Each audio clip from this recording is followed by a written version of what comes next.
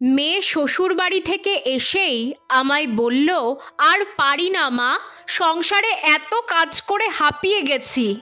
মেয়ের মাথা টিপে দিতে দিতে বললাম, ওরা এত খাটিয়ে নেয় তোকে, তুই চুপচাপ সহ্য করিস কেন? আমার কথা শুনে মেয়ে বলল, এক বেলা রান্না করতে হয়, গরমে রান্না করতে ভালো লাগে বলো তো? ঠিকই তো, এই গরমে রান্না করতে হবে না তোকে রোজ রোজ, এখানেই থাক কয়েকটা দিন। স্বামী শ্বশুর শাশুড়ি নিয়ে ছোট্ট সংসার ঝিনুকের। কাজ বলতে শুধু রান্নাটাই করা, তাও মন চাইলে করে, নয়তো করে না। শাশুড়ি বেশিরভাগ কাজ করে। ঝিনুকের খচখচে স্বভাবের জন্য কিছু বলতেও পারেন না শাশুড়ি মা। ঘর ঝাড় দেওয়া, থালা বাসন মাজা সব ঝিনুকের শাশুড়ি সামলান একা হাতে।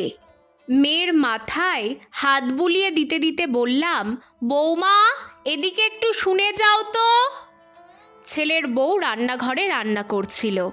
আমার ডাকে ঘরে এসে বলল, কি হয়েছে মা, কিছু লাগবে? ঝিনুকের মাথায় একটু হাত বুলিয়ে দাও তো, সংসারে মেয়েটা বড্ড খাটে, কয়েকটা দিন এখানে একটু আরাম করুক। ঝিনুক বলল, বৌদির গা তো ঘামে চপ চপ করছে, লাগবে না মাথা টিপে দিতে। বৌদি তুমি আমার জন্য শরবত করে আনো তো, গলা শুকিয়ে যাচ্ছে একেবারে। তুমি একটু বসো, আমি আনছি। এই বলেই বৌমা চলে গেল। রাতে খেতে বসে দেখি দুপুরের তরকারি। বললাম, বৌমা দুপুরের তরকারি কেন, রাতে রান্না করনি?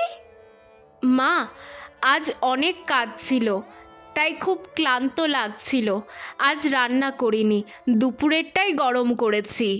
কথাটা শুনেই রাগে গজগজ করতে করতে আমি বললাম, আজকালকার মেয়েরা এইটুকুতেই নেতিয়ে যায়, মোমের পুতুল এক একজন। ঝিনুক মাছ ভাজা খেতে পছন্দ করে, ফ্রিজে বড় মাছ রাখা আছে, ভালো করে ধুয়ে ভেজে দাও। বৌমা গেল মাছ ভাজতে।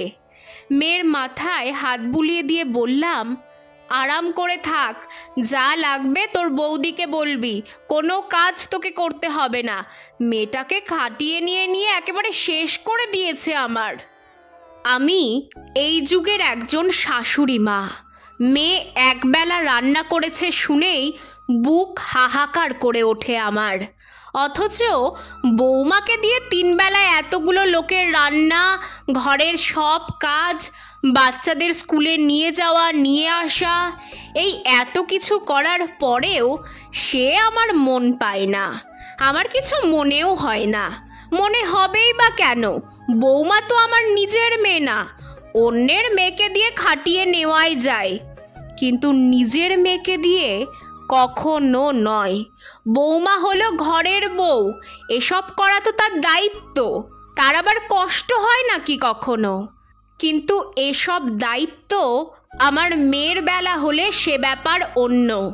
যতই বলি বৌমা আমার নিজের মেয়ের মতো, কিন্তু আসলে যে আমি তাকে কি ভাবি সেটা তো আমি জানি।